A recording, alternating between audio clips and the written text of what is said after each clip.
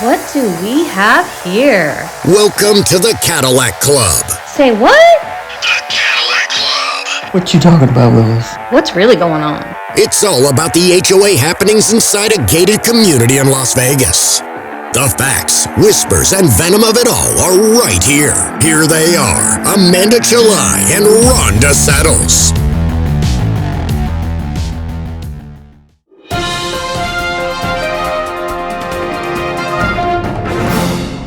Hello, hello, hello. Welcome to our special today.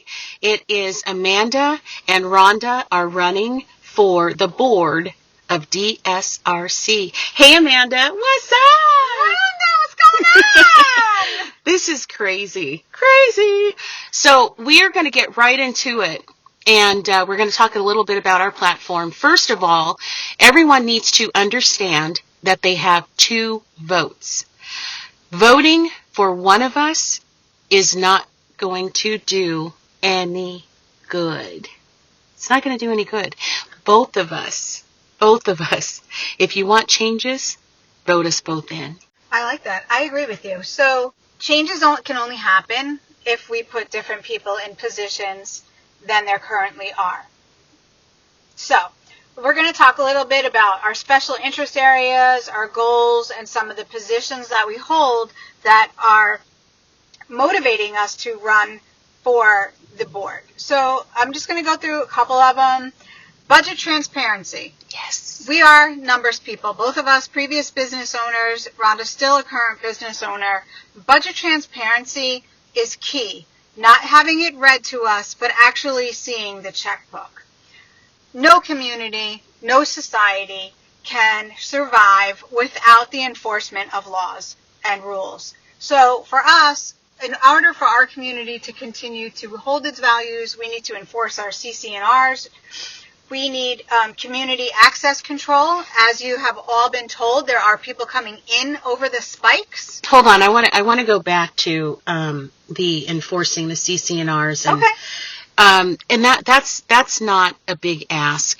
That is, the documents were created so there wouldn't be chaos. And if you are not enforcing what was written, why do we have them? So that's something simple that we are asking is for the CC&Rs, the rules and regulations, and the policies be enforced fairly. Fairly. That's an underlining word for me. Okay, so you move forward with the community access control. So we did get a new gate box. Yay! I'm so excited about that. We do want to move on to getting the little QR codes on our cars so that The transmitters, so that the remote controls that are all over town will no longer be accessible to other people. And at some point, there'll be other measures that could be put into place. We're also talking about, we did save the Greenbelt. Woohoo! Thank you, Roy. Yep, if it wasn't for Roy King of the Hill. and his tenacity to keep that Greenbelt. And his perseverance. Absolutely. He's super smart. Absolutely. So he saved it, but now, Rhonda, we got to maintain that. Okay, so, yeah, and I want to hear what did that little section of the letter that we received say, and it started clicking in your mind and bells went off? So when we all received the letter from the HOA board, the one sentence in here that really bothers me is, the board intends to move forward with the maintaining and improvement of the Greenbelt and other assets of DSRC. What does that mean? Well, we don't know. What does improvement mean? Correct. And maintaining and improvement. So that was kind of vague. I did question them on that. The management company was a little bit vague also. They just said improvements that may include a walkway laid at some point. Well, and then at the meeting it was brought out that they had actually already gotten a bid on some kind of walkway or whatever. But I don't understand, how is it possible for them to get a bid when that's never been brought to record in front of at a regular board meeting? That's never been discussed. Well, they did try to explain it away. These are the kinds of of things that we are questioning, and it's, again, one of the reasons why we are running. Another one of our really tough positions is the landscaping improvements. So on the townhouse side, the budget is approximately $25,000 to maintain the landscaping on the townhouse side of the community. We did question what does that entail, because the majority of the townhouse side is brown dirt. There's very little greens. There are some trimmings that need to be taken care of, but you're not going to be doing that on a daily basis. Yeah. And on the townhouse side, the budget's over $50,000. Or the patio home side, I'm sorry, is over $50,000, and that includes the pool, the front entrance, the walkway, the sail club, the beltway. But then if we want to do anything extra, they said last night, oh, we have a crew for that. Oh, we have a crew for that. So what are we really paying for, Rhonda? It was very confusing to me. And because it's been less than 24 hours, you and I have not had time to research the actual questions that we had, since we couldn't get them answered clearly. So that's going to be something else we're going to have to dig into. And also the owner that understands the landscaping and the budget, and as far as that goes, and I'd like to hear what he has to say about all that too. But Rhonda, I also want to hear from some of our community members who have already created designs. Yes. Submitted them to the board with prices, and the board pushed them away after talking to them and asking them to do the work. So we already have designs, and we already have some transparency from community members that would love to talk and would love to show their ideas. Well, that's nothing new for this regime. A couple of years ago, there was a woman who actually ran and got on the board, but she was, her back was against the wall, and she ended up stepping down and resigning because they wouldn't even acknowledge that she had something to offer. Never even took a look at it. So this is why you're saying, in order for us to affect change, we need to have both of us voted in. Yes. To replace the two that are also running. Their term is up. Yes. Otherwise, it'll be the same thing, because there will always be, if there's only one person who wants the change, it's never going to happen if there's always two of the previous of the board members that are still there. So 2-1. Yeah. Okay.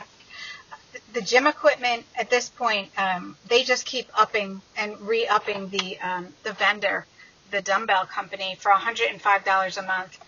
I looked into getting the one that you hang on the wall there. The ropes. What is it? No, it's the one that's got the mirrors and it adjusts, just to see how much it was. Right. $5,000. Well, I mean, if anybody wanted to take $5,000 divided by $105 a month, wow, paid off pretty quick. Right. And it comes with a warranty. So, the gym equipment is really key for me, because all that's in that gym is people's leftover, discarded, left behind pieces of equipment that are old and break down. And quite frankly, some of them look a little dangerous. Sail Club building access, that's you. Well, that is one of my peeves, and it's very, very, very disturbing to me that we pay such a high HOA monthly fee that is supposed to include the Sail Club, and we don't even have access to it, number one. Number two, it's beyond frustrating when we see that vendors that they have access to it on their breaks and to go to the restroom. They have access to it on their breaks? Or whatever. Lunch, whatever, right. No, I understand. Yes. I mean, Come we in have early, stay late. People sent photos. Community members send us photos, documentation, quite a bit. And that's just not acceptable. The community to pay. Exactly. And the vendors to enjoy it for free. Exactly. And I will say that the only time that we can get access is if one of the board members is there to chaperone. That is just outrageous. Absolutely. Outrageous. You pay the fee to use it. There's no reason for them to babysit you. Exactly. We're going to go over our positions, just a little bit more detail. We're going to provide a safe, clean, quiet, and beautifully landscaped community. And we're going to stay within our $500,000 annual budget. I don't know if you caught this last night, but people kept trying to get them and say, are you going to increase our fees? Are you going to are you going to put in a walkway and charge us more money? Oh, we're not, we can't say that. Are you not going to charge us more money? Oh, well, we can't promise that. So that really we have to be mindful. We have to maximize our goods and services while maintaining expenses. And we also need to provide the landscaping enhancements, remove the dirt, fix the erosion, replace missing ground cover with fresh new material. Now, I would like to say that there is a drought-tolerant ground cover, and it's called Carapia. It is green, beautiful, and you can, and it's completely acceptable by the water. I looked at that. Yes, I looked it up, and it's gorgeous. Yeah, it looks like you plant small plants, and over a relatively short period of time, it becomes a ground cover. Yes. And it is desert tolerant. Yes, it is. Yes, it is. It's a drought tolerant too. Right. So, and I remember, I'm not sure if you remember, they had a vendor come in and they tried all these different things last year and everything died. Well, what did we get for that? Did we get a credit? Where did that money go? They just said, oh, you know what? Those trees died or those shrubs died, and we never heard anything after that. The vendor never came back. We never heard if we got a refund. We never heard if those plants had a 1-year guarantee. Nothing. Right. That's that's par for the course. And by the way, I just want to add that personally on another property, I planted Carapia. Gorgeous. Gorgeous. Now, how long did it take to actually spread? Months. Right. It's just gorgeous. There's absolutely no reason why we cannot have our lush green community back. Oh, we are. That's our goal. We are going to have that. I want to also throw out that the woman who was at the meeting last night who did the presentation of the little group of some of the Greenbelt people were there. Yeah. That was just amazing. She was really amazing. So on our street, they cut down, on Surfcrest, they cut down all the trees 2-3 years ago. Mm-hmm. What do you think the plan is to replace them? There is no plan. So what do you think about this plan? I think that it's a great idea to have and adopt a tree policy that ensures when a tree is removed, a new one will be planted. I want to maintain our community's mini tree forest. I mean, it's beautiful, and we can do that. And I totally agree with you. I don't know the pine trees. Look, to me, pine trees are cold weather trees, and I love them, don't get me wrong, but they seem to be taking the brunt of it. But we do have other trees that are planted around the community that could offer that shade, that can offer, the canopy that we're looking for to go with the ground cover. Well, you're a science girl, so you know how important the trees and the greenery is. Transpiration, you need transpiration, you need to hold back the dirt. The erosion along people's sidewalks when you drive around the community, let's look at that one right over there. That sidewalk is all the way down to the base. That erosion is all the way down to the base. So that is what, a 3-inch, 4-inch drop? Yeah, it is. Well, if that person walks out and turns their ankle, who is it that's responsible? Because I'm not responsible for the front of my house. The community is. We need to take care of issues like that. Well, absolutely. And aesthetically, it's disgusting. True. So, think about it. Consider whether or not you'd love to vote for us. We are willing to work together. Transparency, community engagement, community input, all of the things that are so important. We are also, one more thing. I'm sorry, Rhonda, I did forget to mention one more thing. What? We want our meetings to be on Zoom. Oh, yeah. To also be more transparent. Because if you don't live here, you don't know what's going on and you get it secondhand. But if we institute a Zoom policy, I think we can get more engagement in our community. Absolutely.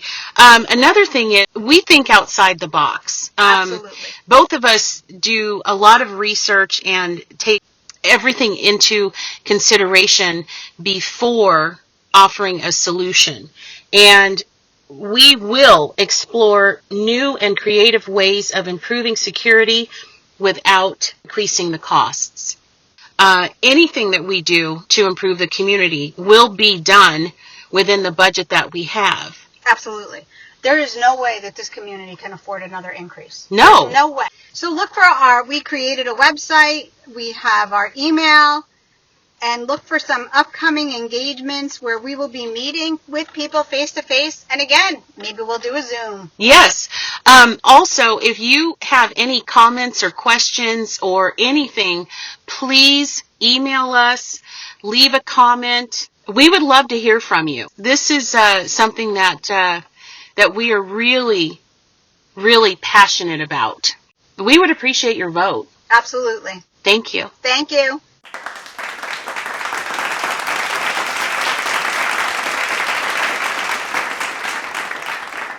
Thank you for listening. It's Rhonda And Amanda. and we are the Cadillac Club.